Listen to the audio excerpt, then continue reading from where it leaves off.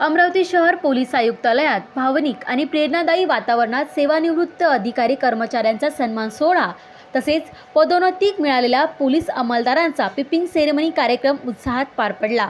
Police आयुक्त राकेश ओला यांच्या हस्ते नियत वयोमानानुसार सेवानिवृत्त झालेल्या 10 पोलीस अधिकारी व कर्मचाऱ्यांचा शाल, श्रीफळ, सन्मान चिन्ह, पेन्शन ऑर्डर, सेवानिवृत्ती प्रमाणपत्र आणि त्यांच्या पत्नींना साडी व रोपटे देऊन कौटुंबिक वातावरणात सत्कार करण्यात आला।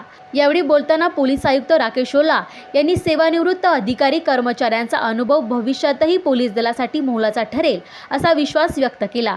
तसेच सेवानिवृत्तीनंतर मिळालेल्या निधीची गुंतवणूक करताना योग्य आर्थिक नियोजन आणि विश्वासार्हतेची खात्री करण्याचा महत्त्वपूर्ण सल्लाही त्यांनी दिला। या कार्यक्रमात पदोन्नती मिळालेल्या 5 पोलीस अंमलदारांचा कुटुंबियांच्या उपस्थितीत पिपिंग सेरेमनीद्वारे गौरव करण्यात आला।